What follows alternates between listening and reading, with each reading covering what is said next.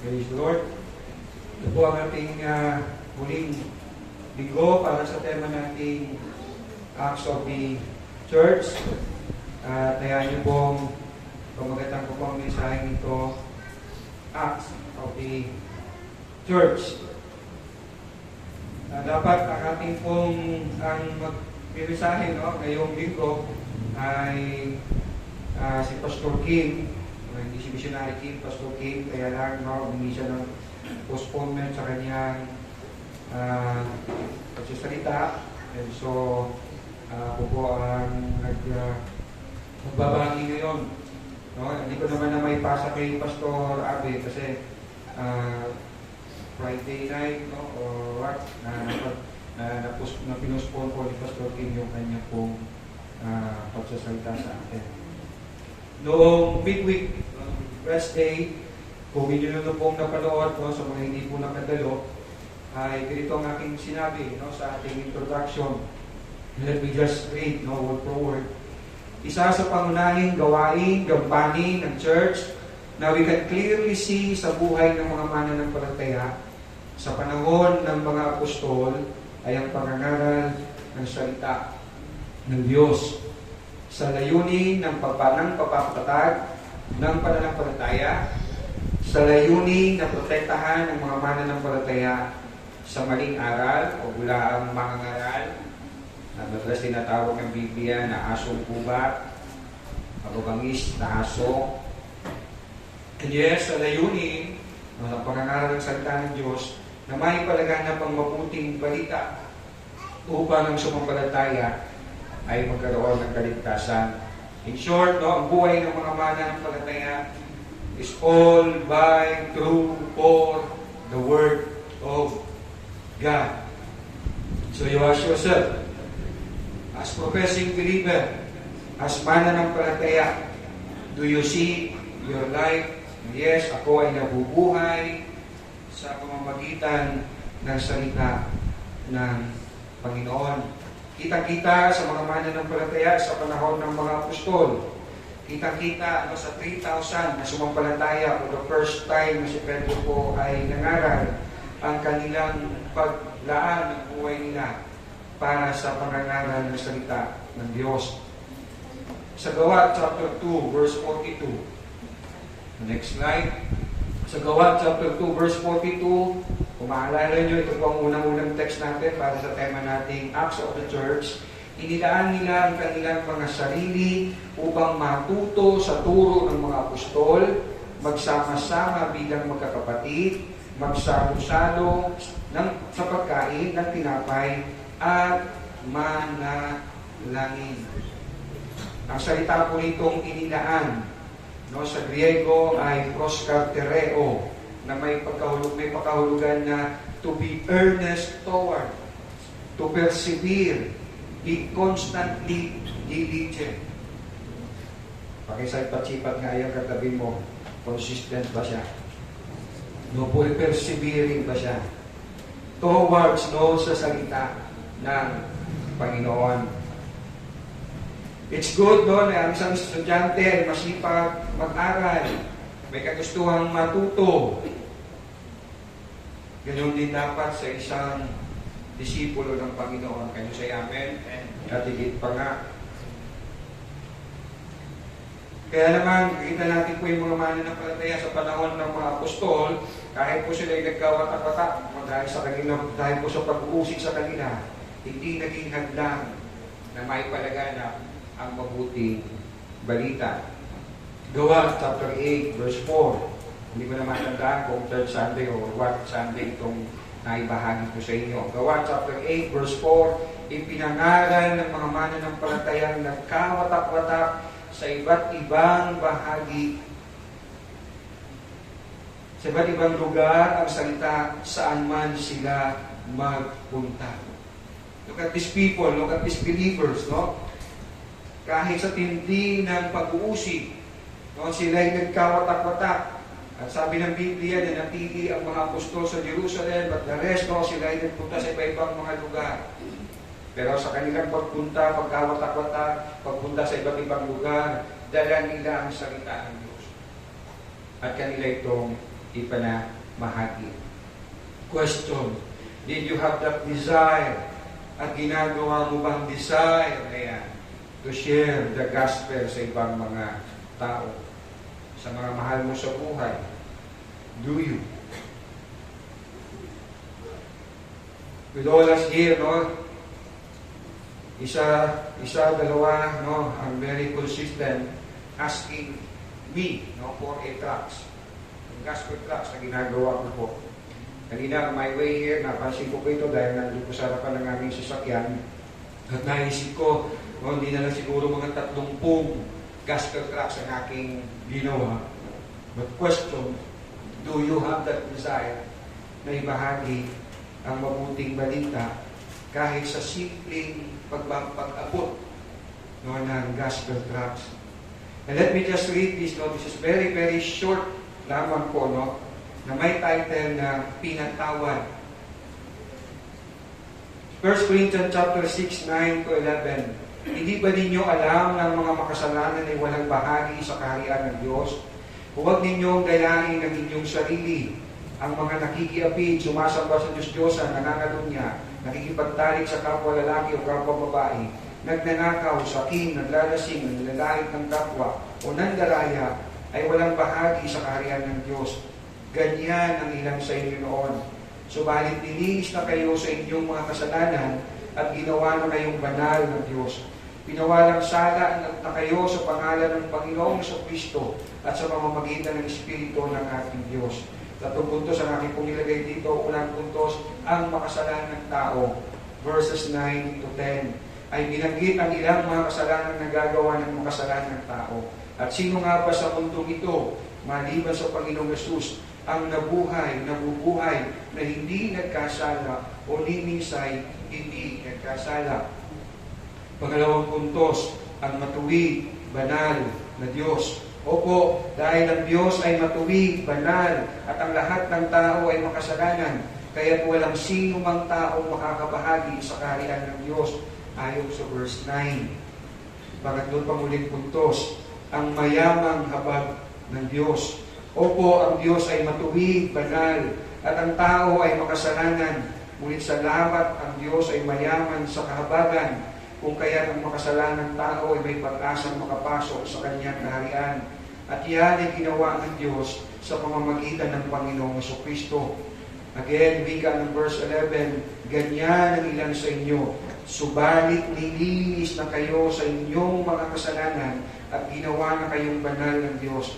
Pinawalang sala na kayo sa pangalan ng Panginoong Jesucristo at sa pamamagitan ng Espiritu ng ating Diyos. Pansinin po ninyo ang mga salitang nilinis kayo, ginawa na banal, pinawalang sala na kayo. Lahat ng ito ay nagsasabi na ang naglinis, nagpabanal, nagpawalang sala sa makasalanang tao ay hindi ang kanyang sarili, kundi ang Diyos. Nawa makita ninyo ang inyong pagiging makasalanan, ang kawalan mo ng karapatang makabahagi sa kaharian ng Diyos, at makita mo rin at maranasan ang kahabagan ng Diyos na magdala sa iyo sa pagsisisi sa iyong kasalanan at pananalig sa bugtong ng anak ng Diyos, ang Panginoong Jesucristo. Mga chup-chup, wala din. Galing natin ninanais na ibahagi ang mabuting balita. Again, nangalat ang mga mananampalataya dahil sa pag-uusik sa kanila. Pero hindi sila tumakas lamang, no? Lumayo lamang sa manguusig, kundi dala-dala nilang mabuting balita at ibinahagi saan man sila mapaparoon. Marahil ang tanong ninyo sa akin, Pastore, ano ba binubungay ng pamimigay natin ng tracts? Well, one, I do believe, no, hindi po nawawalan ng kabuluhan ng pagpapagay natin sa Panginoon. Can you say amen? And yes, personally, may ilan na rin akong kwentong natanggap, hindi no, sa pagkabasa ng gospel tracts. Dahil again, makapangyarihan ang salita ng Diyos. Can you say amen? Makapangyarihan ang salita ng Diyos. Si Spurgeon, no, na tinawag na Prince of Preachers. Next slide.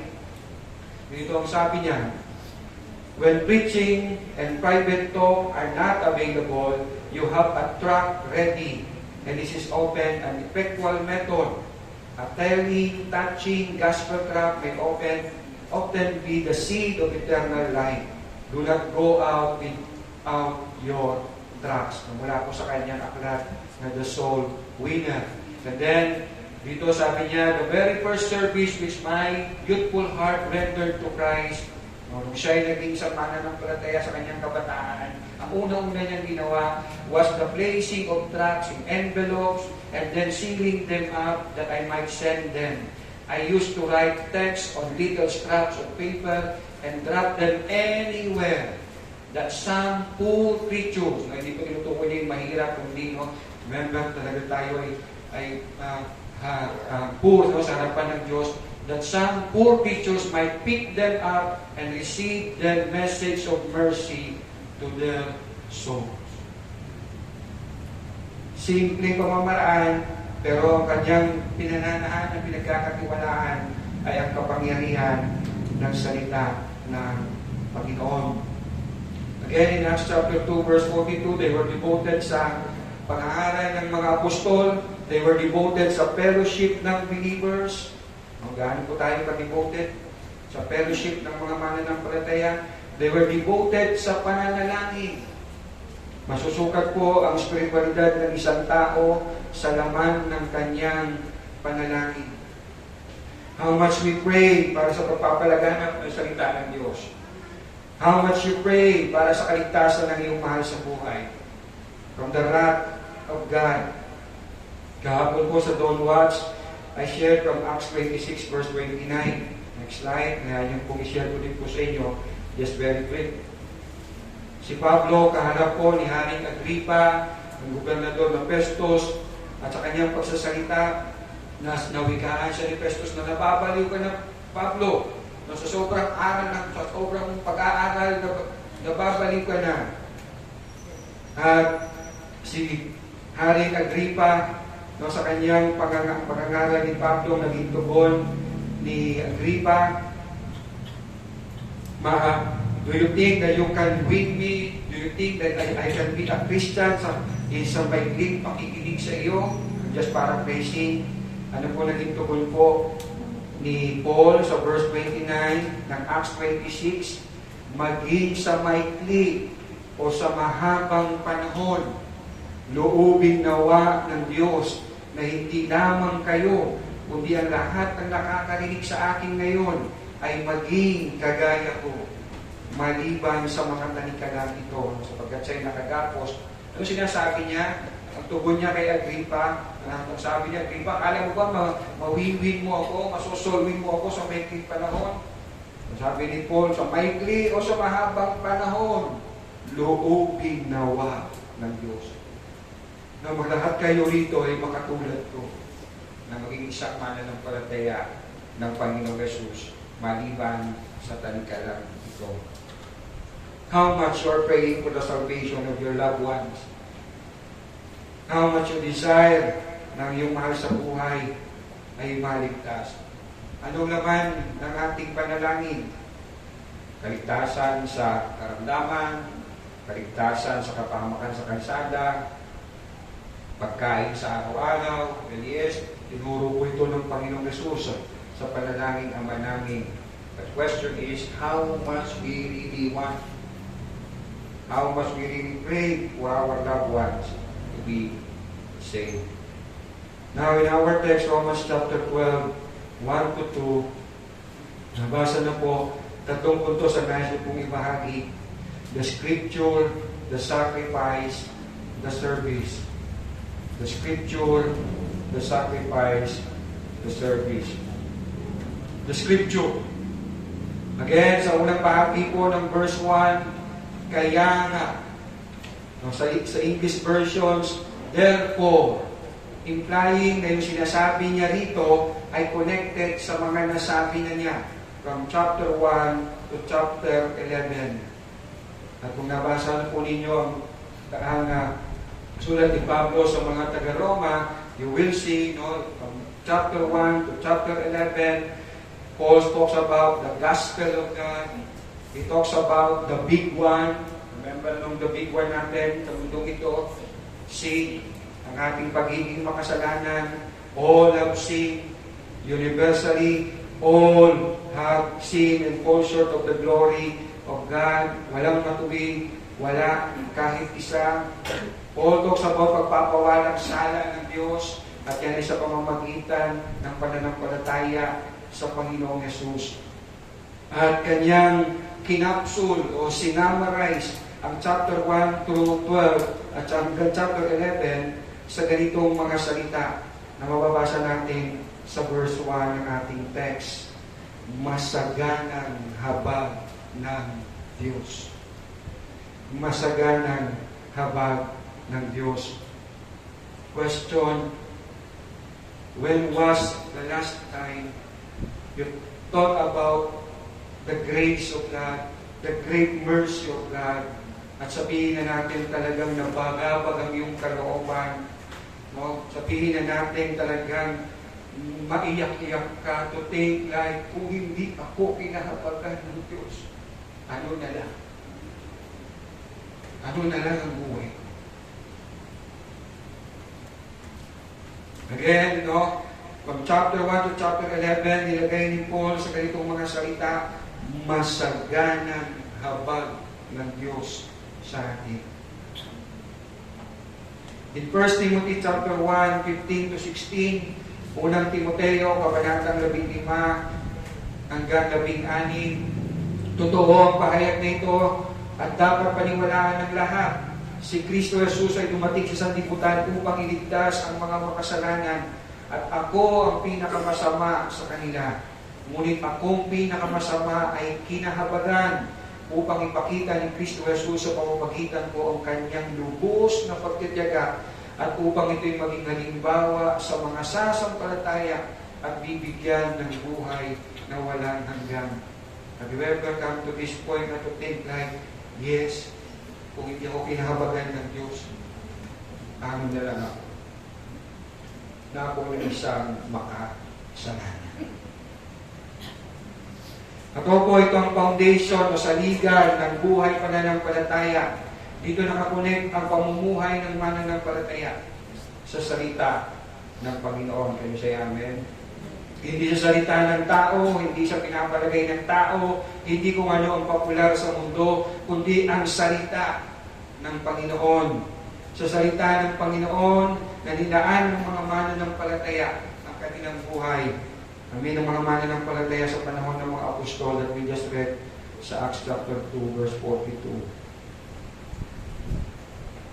Sabi nga ni Paul sa verse 2 ng ating text, huwag kayong makialam sa takbo ng mundong ito. Sa halip, hayaan ninyong baguhin ng Diyos ang inyong pag-iisip upang maunawaan ninyo ang kanyang kalooban. Sa gayon magagawa ninyo kung ano ang mabuti, kalugod-lugod, at ganap na kalooban ng Diyos.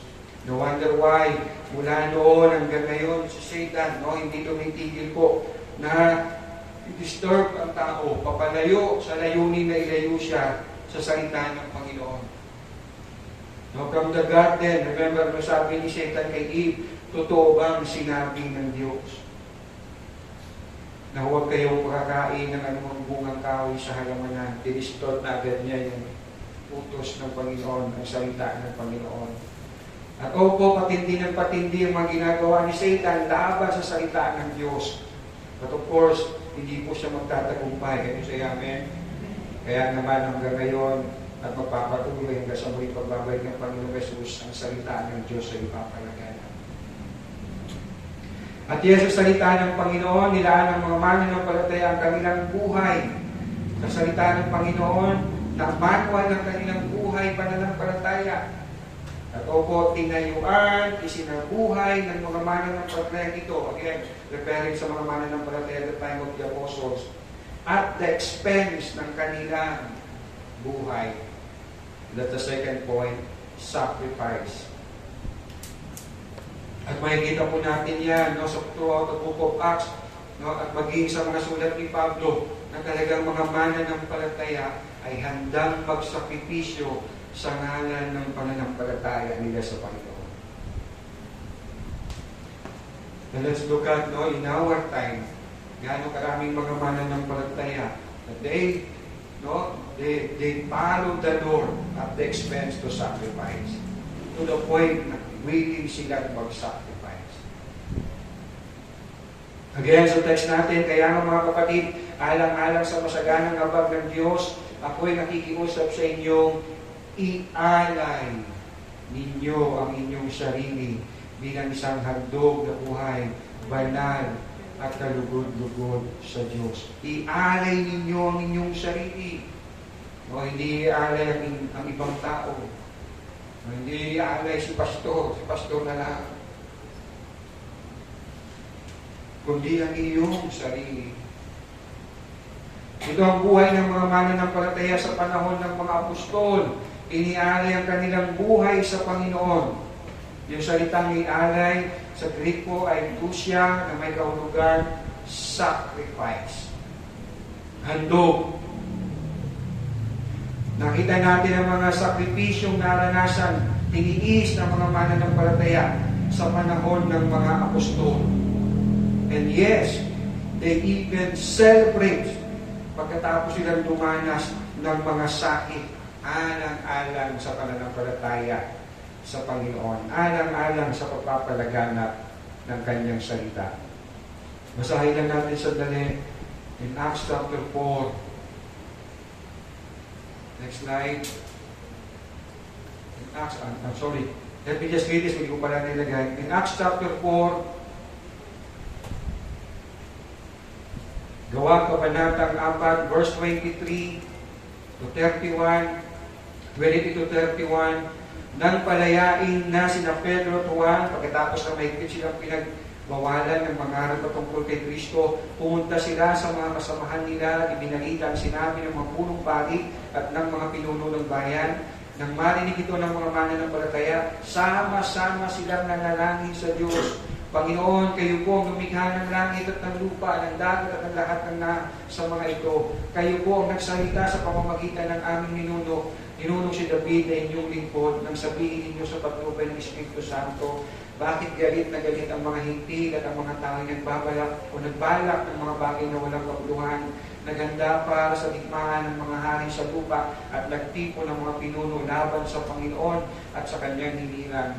Nagkatipon nga sa lungsod na ito sina Herodes at Poncio Pilato kasama ng mga hintil at ang buong Israel laban sa inyong banal na lingkod na si Jesus, ang inyong inirang. Nagkatipon sila upang isagawa ang lahat ng bagay na inyong itinakda noong una pa man ayon sa inyong kapangyarihan at kalooban. At ngayon, Panginoon, tignan ninyo, pinagbabantaan nila kami, bigyan ninyo kami ng katapangan at ang inyong mga alipin. Bigyan ninyo ng katapangan ang inyong mga alipin upang ipangaral ang inyong salita. Iunat ninyo ang inyong kamay upang magpagaling at tuubin ninyo sa pangalan ng inyong banal na lingkod na si Jesus ay makagawa kami ng mga himala. Pagkatapos silang manalangin, nayanig ang kanilang pinagtitipunan, sila lahat ay napuspos ng Espiritu at buong tapang na nangaral sa salita ng Diyos. Hindi po naging response sila, nagtipon sila. Then inalala nila ang salita ng Panginoon, and then nanalangin sila. Humingi sila ng tapang. Humingi sila ng kapangyarihan. For what? No, para lumaban sa mga sumisil sa kanila, hindi. Para patuloy na palaganap ng mabuting balita. In Acts chapter 5, Gawa Kabanatang 5, verse 40 to 42. Pagkatapos na sila hagupitin, sila ang mga apostol, this time hindi na lamang si James, hindi na lamang si Peter and John. Gawa Kabanatang 5, pinapasok nila muli ang mga apostol at matapos ipahagupit at pagbawalan mangaral sa pangalan ni Jesus, ang mga ito'y pinalaya, nilisan ng mga apostol ang kapulungan. Ano sabi? Sila'y nagala sapagkat minarapat ng Diyos na sila'y magdanas ng kahihiyan alang-alang sa pangalan ni Jesus. Pakisipat nga yan, katabi mo, nakaranas na ba na ganito yan? No? Pinagmalupitan, hinagupit dahil sa kanyang pananampalataya, and then umuwi siya, tuwang-tuwa, Pastor, I am so blessed. Why? No? Nakaranas din ako ng persecution dahil sa pananampalataya ko sa Panginoon. Galak, hindi lang sila galak, kundi galak na galak. Verse 42, after that, araw-araw sa templo at sa mga bahay-bahay, walang tigil silang nagturo at nangaral ng magandang balita tungkol kay Jesus ang Kristo. Ang buhay ng Kristiyano ay araw-araw na namamatay sa sarili at nabubuhay para kay Kristo. Can you say amen? Galatians chapter 2 verse 20, yan na po. Kaya hindi na ako ang nabubuhay ngayon, kundi si Kristo na ang nabubuhay sa akin. At ang buhay ko ngayon sa katawan ay kinabubuhay ko sa pamamagitan ng pananampalataya sa anak ng Diyos na nagmamahal sa akin at nagandog ng kanyang sarili para sa akin. Sabi naman ng Bible, di ba? Ang Biblia ay salamin. Tumingin tayo sa Galatians chapter 2 verse 20. Mukha ba tayong patay sa sarili at si Jesus ang nabubuhay?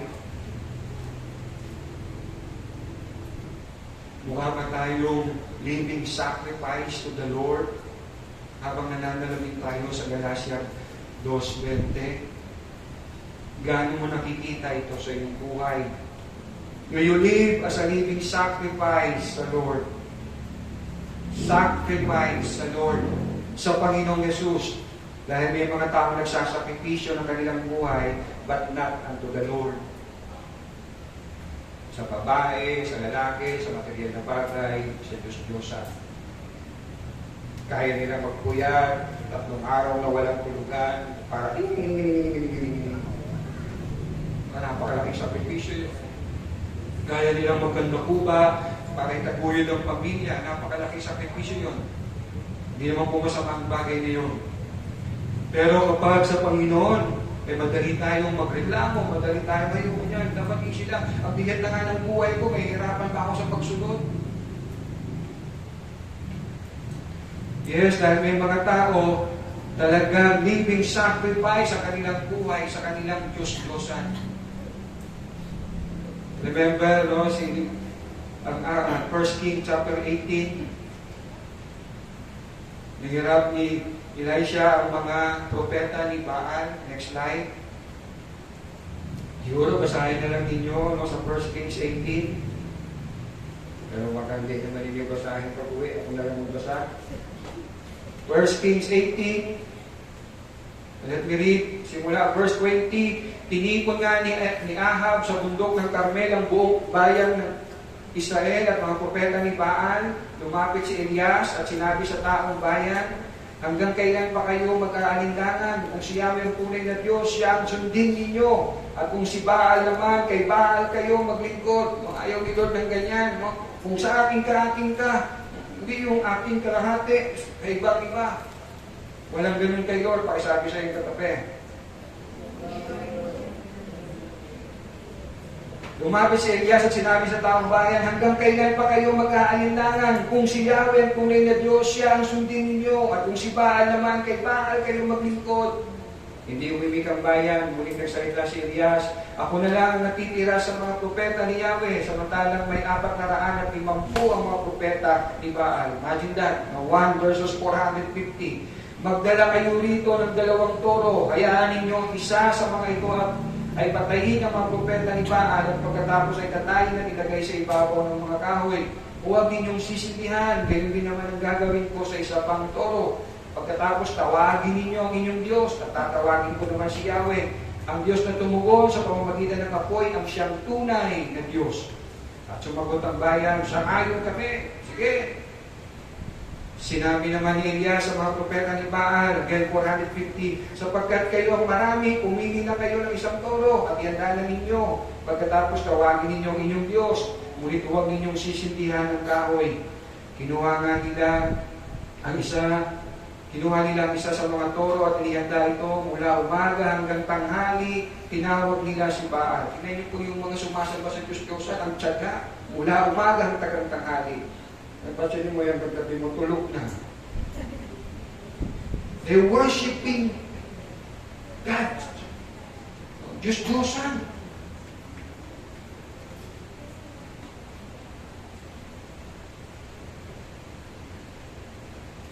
Kinuha nga nila isa sa mga toro at inihanda ito mula umaga hanggang tanghali. Tinawagan nila si Baal, Baal, Baal, pakinggan mo kami. Sigaw nila, samantalang pasayaw-sayaw sa paligid ng altar ang tinayo nila. Ngunit walang sumagot. Nang katanghalian ngay, hinamak na sila ni Elias. Sabi niya, lakasan pa ninyo. Isa siyang Diyos, di ba? Baka nagbubulay-bulay pa siya. O kaya nasa palikuran, CR. O baka naman may pinuntahan lang. O baka natutulog, kaya kailangan gisingin. Lalo nga nilang dinakas ang kanilang sigaw. At hindi, hiniwaan pa nila ang kanilang mga sarili sa pamamagitan ng putsilyo at kunyari, tulad ng kanilang kaugaliang hanggang sa maging duguan na sila. Gawain nila ito sa pagsamba. Patuloy silang nagsigawan at nagumulan hanggang inabot sila ng hapon. Hindi, tiyaga. Tayo, oras na, pastor. Ito ka na dyan. Nagsalita si Elias sa buong bayan, lumapit kayo sa akin at nagsilapit ang lahat. Inayos niya ang altar ni Yahweh na matagal nang bumuo. Kumuha siya ng 12 bato, katumbas ng bilang ng mga lipi ni Jacob, at nabinigyan ni Yahweh ng pangalan Israel. Ang mga bato'y ginawa niyang altar para kay Yahweh. Pinagtira niya iyon ng isang kanal na maaaring maglaman ng 2 balding tubig.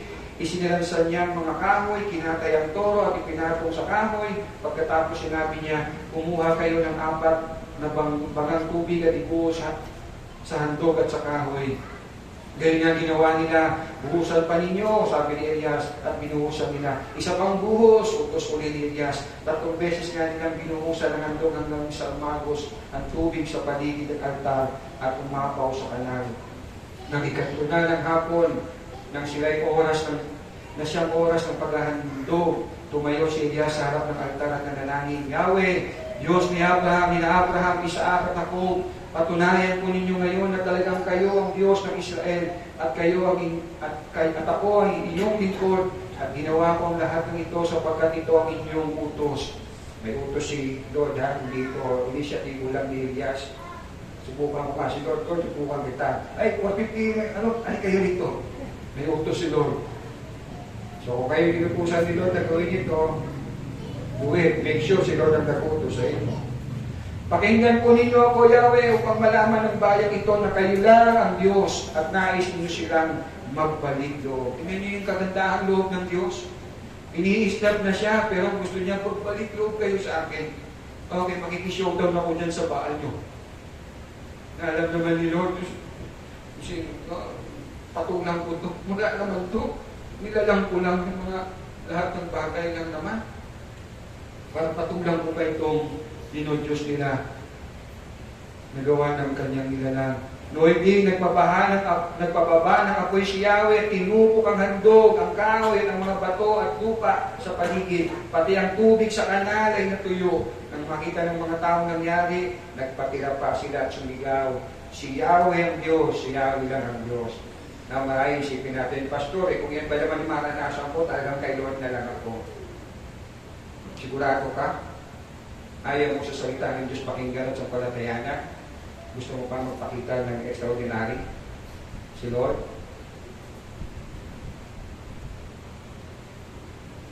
Yes, maraming ginawang sakripisyo, ang marami sa kanila, no? Amin, ng mga Diyos, sumasamba sa mga Diyos-Diyos, ha?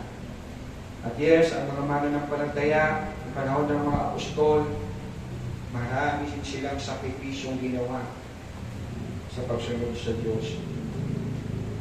And yes, literally, dahil sa salita ng Diyos, pananampalataya sa salita ng Panginoon, ang mga mananampalataya sa panahon ng mga apostol ay nagsuffer, naghirap, nagdusa, naghandog ng buhay para isabuhay, para ipalaganap ang salita ng Panginoon. At ginawa yun nila dahil what? Dahil naranasan nila ang masaganang habag ng Diyos.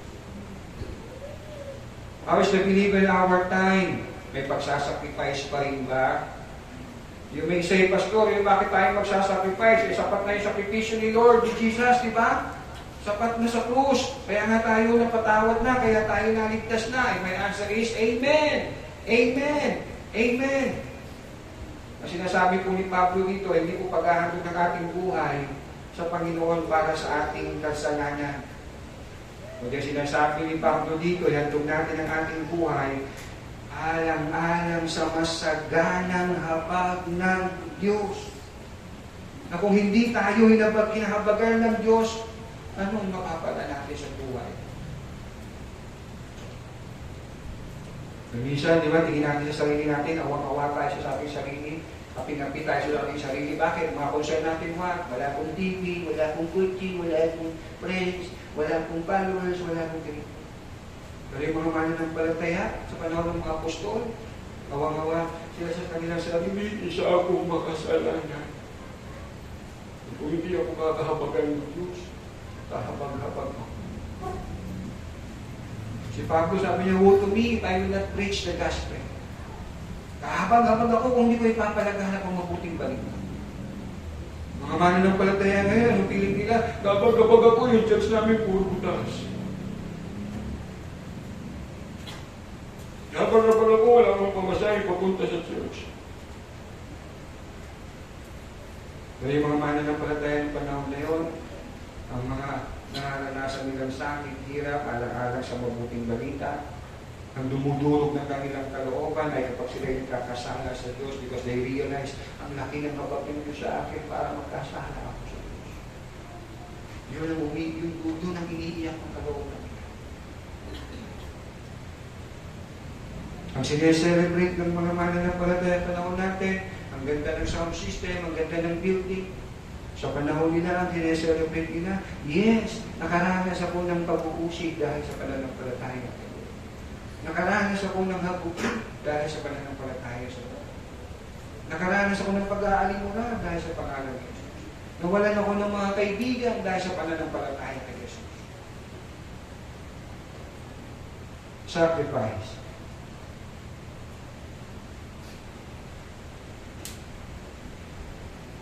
Paano ba magandog ng buhay sa Panginoon? Third and last point, service. Again, verse 1, kaya nga mga kapatid, alang-alang sa masaganang habag ng Diyos, ako'y nakikiusap sa inyo, ialay ninyo ang inyong sarili bilang isang handog na buhay, banal at kalugod-lugod sa Diyos. Ito ang karapat-dapat na pagsamba ninyo sa Diyos. Kung yung Bible ninyo, pansinin po ninyo sa pinaka-bottom, o kung sa pinaka-footnote, kung yung salitang pagsamba ay may nakalagay na open close parenthesis pa yan, letter A, sa bandang baba, sa footnote, yung verse 1, may salitang pagsamba o kaya, ang sabi, wala ganun yung Bible ninyo. Yung Tagalog, popular version, meron yan sa bandang baba. Verse 1, yung pagsamba, o kaya'y paglilingkod. Okay, so kita ninyo, paglilingkod. To offer your life as a sacrifice, living sacrifice is what? To serve. Maglingkod sa Panginoon. And yes, this is very clear sa buhay ng mga mananampalataya sa panahon ng mga apostol. Naglilingkod sila. Naglilingkod sila gamit ang mga kakayahan nila, not on the purpose, para lamang sa kabuhayan nila o mabuhay sila, kundi para sa buhay pananampalataya nila. Para sa pagpapatatag ng kanilang pananampalataya at pananampalataya ng kanilang kapwa mananampalataya at pagpapalagana, pangangaral ng mabuting balita.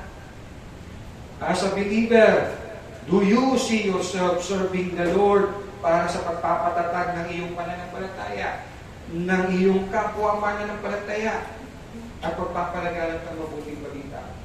Bakit ang pag-serve sa church ay paglilingkod sa Panginoon? Because the church is the body of Christ. Amen? Wala namang body si Jesus sa mundong ito para paglingkuran natin, kundi ang church. Napakisabi sa iyo katabi, it's you. It's me. Huwag yung dugtungan at make the world go around. Hindi. Tayo. Let's look at verse 3 ng chapter 12. Very quick lang ito, babasahin ko lang. Romans chapter 12. Ang text natin, verse 1 and 2. Verse 3, in-expound niya on how to apply itong verse 1 and 2. Roma, kabanatang 12, simula verse 3. Dahil sa kagandahang loob ng Diyos sa akin, sinasabi ko sa bawat isa sa inyo, huwag ninyong pahalagahan ang inyong sarili ng higit sa nararapat. Sa halip, pakaisipin ninyong mabuti ang tunay ninyong katayuan ayon sa sukat ng pananampalataya ipinagkaloob ng Diyos sa bawat isa sa inyo. Kung paano ang katawan ay binubuo ng maraming bahagi at magkakaiba ang gawain ng mga ito. Gayon din naman, kahit na tayo'y marami, nabubuo tayo sa iisang katawan. Nino po? Ni Kristo. At tayong lahat ay bahagi ng isa't isa. Tumanggap tayo ng iba't ibang kaloob ayon sa kagandaang loob ng Diyos. Kaya gamitin natin ang mga kaloob na yan. Kung ang ating kaloob ay pagsasalita ng pahayag mula sa Diyos, magpahayag tayo ayon sa sukat ng ating pananampalataya. Kung paglilingkod ang ating kaloob, maglingkod tayo. Magturo ang tumanggap ng kalooban sa pagtuturo. Magpalakas ng loob ang may kaloob ng pagpapalakas loob. Kung pagbibigay ang inyong kaloob, magbigay kayo ng buong puso. Kung pamumuno naman, mamuno kayo ng buong sikap. Kung pagkakawang gawa ang inyong kaloob, gawin ninyo iyan ng buong ganap. Hindi na nalabanggit po ang lahat ng mga kaloob. Verse 9, maging tunay ang inyong pagmamahalan. Kasuklaman ninyo ang masama at pakaibigin ang mabuti. Magmahalan kayo bilang magkakapatid at pahalagahan ninyo ang iba nang higit sa pagpapahalaga nila sa inyo. Post lang tayo sandali yan. Minsan ito yung issue sa buhay, kaya minsan ang hirap ng buhay. Entitlement. Dahil ako senior dito, dahil ako ganito, dapat ito ang ginagawa niyo sa akin. So pag hindi ko naramdaman na nakamtan, ang bigat ng buhay, pagkabigat ng buhay. Pero sabi ni Lord, hindi ganyan. No? Ikaw ang magbigay. Ikaw ang magbigay ng pagkilala, paglilingkod, paggala. Hindi ikaw ang magpa-VIP, ikaw ang mang-VIP. Ngayon ang ginawa ni Lord. Maging tunay ninyong pagmamahalan, verse 9, kasuklaman ninyong masama at pakaibigin ng mabuti, magmahalan kayo bilang magkakapatid, at pahalagahan ninyong iba ng higit sa pagpapahalaga nila sa inyo. Magpakasipag kayo at huwag maging tamad. Buong puso kayong maglingkod sa Panginoon. Maggalak kayo dahil sa inyong pag-asa. Magtiyaga kayo sa inyong kapigatian. At palaging, pakisabi sa inyong katabi, manalangin. Tumulong kayo sa pangangailangan ng mga kapatid at patuloyin ninyo ang mga taga-ibang lugar. Idalangin ninyo ang mga umuusig sa inyo. Idalangin ninyo sila at huwag sumpain. Makigalak kayo sa mga nagagalak at makitangis sa mga tumatangis. Magkaisa kayo sa loobin. Huwag kayong magmamayabang. Sa halip ay makisama kayo kahit sa mga dukha. Huwag ninyong ipalagay na kayo'y napakarunong. Dahil mga Romano, mga mananampalataya, ang mga marurunong itong mga tao ito, minsan yung mga marurunong ang tingin sa mga mahina. Huwag ninyong, verse 17, huwag ninyong gantihan ng masama ang masama. Sikapin ninyong mamuhay ng marangal sa harap ng lahat ng mga tao. Hanggat maaari, gawin ninyo ang inyong makakaya upang mamuhay kayo ng mapayapa kasama ng sinuman. Mga minamahal, huwag kayong maghihiganti. Ipaubaya ninyo iyon sa galit ng Diyos, sapagkat nasusulat, akin ang paghihiganti. Ako ang gaganti, sabi ng Panginoon. Alam niyo po, the first time na nabasa ko itong ako ang maghihiganti, sabi ko mabuti na lang. Kasi takot akong gumanti. Talagang si Lord, sabi niya, ako ang maghihiganti. Diba minsan, para gusto natin makaibig, pag nagawa tayo, especially kung alam natin hindi naman talaga dapat ang ginawa niya rito. Pero salamat, sabi ni Lord, magpatawad ka, kung naghihirap, uy, ako maghihiganti. Verse 20, sa halip, kung nagugutom ang iyong kaaway, hirap ito. Ano sabi? Pakainin mo. Kung nauuhaw, painumin mo. Sa gayon ay mabubuntun ka ng mga baga sa kanyang ulo. Huwag kayong magpadaig sa masama, kundi daigin ninyo ng mabuti ang masama. And you can go on hanggang last chapter. Nakita niyo yung application ng buhay paglilingkod. Again, do you see yourself na may paglilingkod ka para sa pagpapatatag ng pananampalataya ng iyong kapwa, ng iyong sarili, para sa pagpapalaganap ng salita ng Diyos? Question, who will do this? No, na tayo patatagin sa pananampalataya, na tayo tumatag sa pananampalataya. Who will do this? No, na ipalaganap ang mabuting balita. Hindi schools. Hindi government, hindi social media, hindi mga artista, hindi mga influencer. Kung di pakisabi sa iyong katabi, ikaw, ako, church. Tayong church. Hindi ba nalilig lang tayo sa social media? Akala natin okay na, di ba talaga? Sino yung artista na yun na sabi, pastora pa pala yung nanay niya? Ang sabi ng pastora ng nanay niya, kung saan ka masaya, gawin mo lang ka na, basta mahalaga, wala kang ginagabyadong tao. Pero ang tawag sa kanya ay Queen of Viva Max. 20 movies niya ay puro XX o X, gold. Tapos sasabihin mo, okay lang yan, basta masaya ka. Sino sa inyo dito manonood ng ganong kalaswa at pagkatapos niyo manood, ang iisipin ninyo, bumili ng bini sa Jollibee? Di ba malaswa ang iisipin mo? Nanood ka ng malaswa ang iisipin mo. Tapos sasabihin ng pastora, okay lang yan, basta masaya ka, wala kang inagagyan ng tao. Artista ka eh.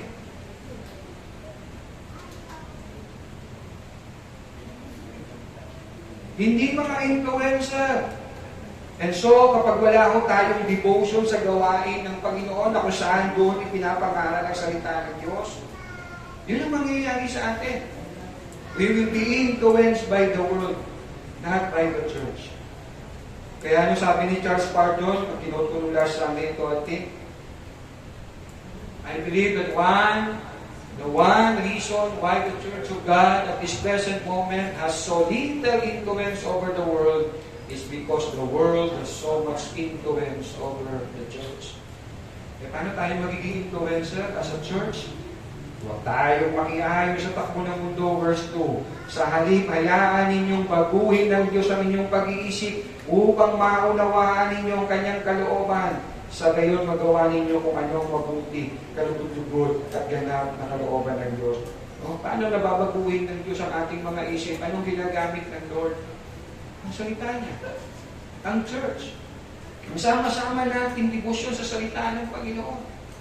Pero kung debosyon natin, salita ng mundo, mga pananaw ng mga artista, na professing that they are Christians, baluktot ang kanilang paniniwala, ano mangyayari sa atin? Imbis na tayo maging influencer ng mundo, tayo ang nai-influence ng mundo. Here I will end. We exist. Next slide, last slide. Again, we exist, no, to live as holy. This is our life. Ito yung buhay natin. Mabuhay tayo ng banal. Yes, pag sabi sa iyo katabi, hindi ka magiging perfect. Minsan mapupuna kita, minsan matutuwid kita, minsan sasala ka. Okay? Magpatawaran, magpaalalahanan, magtapikan. Because this is our life. We are called to live holy. How we can live holy? Let's live through the life. The guidance ng buhay natin is the Word of God. Salita ng Diyos. Kaya don't expect me every time I stand here, I will talk about whatsoever. I will talk about His Word. Because this is our guide. Okay? And our mission is to share the gospel. No? I encourage you, diba sabi natin, dalawang invite ninyo, bawat pamilya, simulan ninyo ipanalangin siya. Simulan ninyo abutan ng cross. No, hindi yung iimbitahan ninyo araw na mismo ng anniversary. Alam nyo, minsan ng unbeliever, they can also think na, bakit tama akala mo sa akin? Aatindag dyan kasi may handa. Alam mo naman tayo, mga tao, likas sa ating mga tao na we always want to justify ourselves. Minsan kahit Kristiyano na tayo. Alam mo, pumunta ako dyan kasi may handa. Hindi makajus din ako. Let's pray for them. And yes, this is our family. Na ang ating ulo ng ating pamilya na walang iba kundi ang Panginoon Jesus. Amen. Diba tayo lahat ay tumayo, let us stand and let us pray. As we end ang ating pong tema, Acts of the Church, tayo ay magdaan ng personal na pakikinig sa Panginoon. Sabi nga, what is your take home? What is your response? Ano ang mga pahayag ng Panginoon sa iyo? Convicting you through His Holy Spirit na tumugon. This is the time to respond to the Lord. Kung paano natin isa sa buhay ang mga natutunan natin throughout the month of July and August, throughout this day, Acts of the Church. Let's come to the Lord in prayer.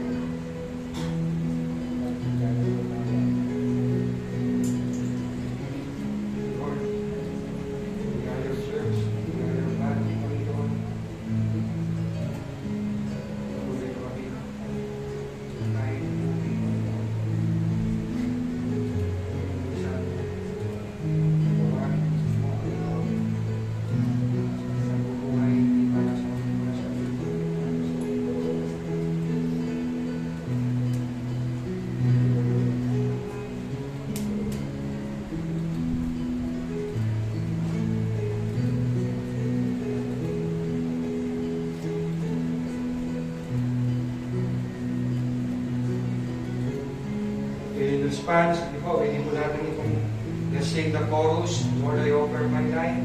And as we sing this song, isipin natin that we are offering yung ating sariling buhay. And at the same time, we are offering our church as one church to the Lord. Lord, as Holy Life Mission Church family, Lord, we offer to you our lives as a living, blessing, holy sacrifice, Lord. Hallelujah. Lord, I offer my life to you, everything I've been through. Use it for your glory, Lord. I offer my days to you, lifting my praise to you as the pleasing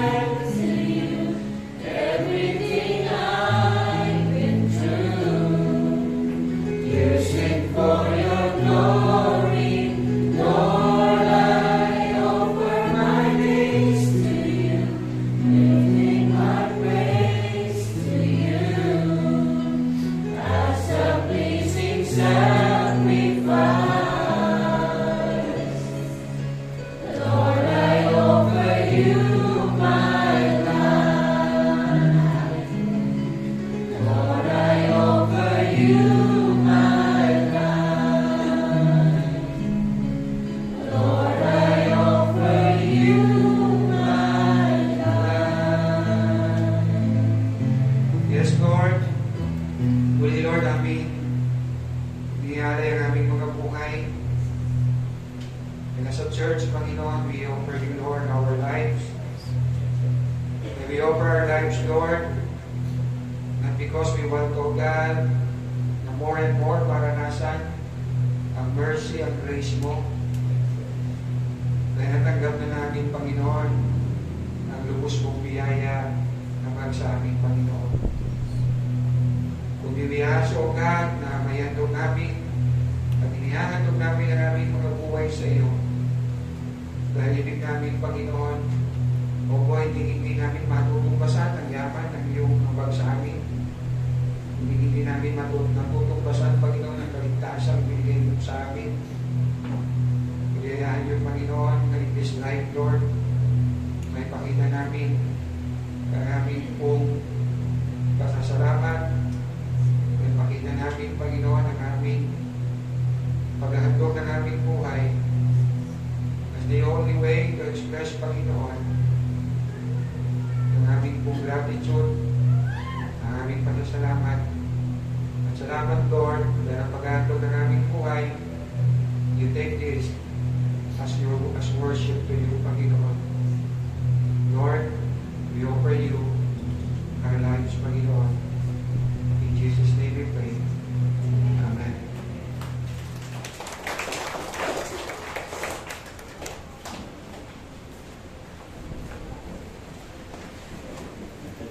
Thank you po, Pastor Charles, sa magandang word po. Tapos na po tayo sa Tithes and Offering.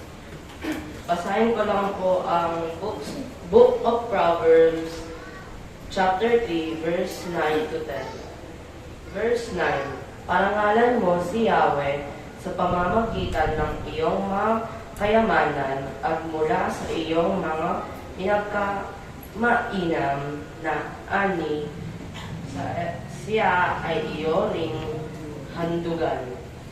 Verse 10, sa gayon, kamalig mo ay lagi ng aapaw, sisidlan ng inumin ay hindi nga matutuyuan. Maaari na po tayo magbigay.